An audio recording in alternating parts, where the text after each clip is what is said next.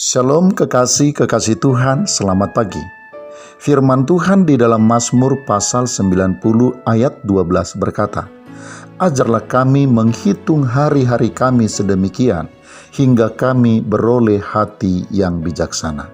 Kekasih-kekasih Tuhan, hari-hari kita yang dimaksud dalam hal ini yang harus kita hitung supaya kita beroleh hati yang bijaksana, tentu saja bukanlah jumlah hari, jumlah minggu, bulan dan tahun yang sudah kita lalui dan yang masih akan kita lalui.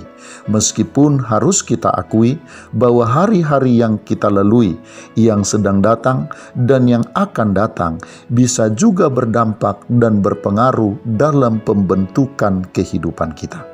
Tetapi kekasih-kekasih Tuhan, hari-hari yang harus kita hitung yang dimaksud dalam hal ini adalah setiap peristiwa yang kita lalui, yang kita alami, dan yang kita hadapi di dalam hari-hari hidup kita.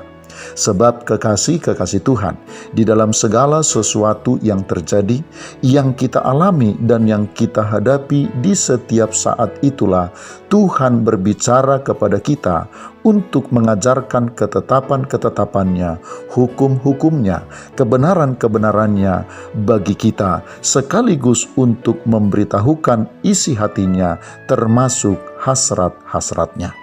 Dan jika kita menangkapnya dengan teliti, serta menerimanya dengan tulus, maka semua itu kekasih-kekasih Tuhan pasti akan membentuk hati dan hidup kita menjadi hati yang bijaksana dan menjadi hidup yang benar di hadapannya. Menyadari hal itu kekasih-kekasih Tuhan, melewati hari-hari tanpa menemukan kehendak Tuhan, menghadapi segala sesuatu yang terjadi tanpa menemukan isi hati Tuhan bagi kita, menjadi hal yang mutlak harus kita hindari dalam kehidupan ini. Tidak boleh ada hari yang kita lewati tanpa berjalan bersama dengan Tuhan, dan tidak boleh ada satupun peristiwa yang kita hadapi dan yang kita lalui tanpa bersentuhan dengan kehendak dan keinginannya. Kekasih-kekasih Tuhan, di dalam segala sesuatu yang terjadi, yaitu di dalam kegagalan, di dalam persoalan, di dalam pergumulan, di dalam kelimpahan dan kekurangan, bahkan di dalam keberhasilan atau kesuksesan yang kita alami dan yang kita raih, selalu terselip hati Tuhan bagi kita.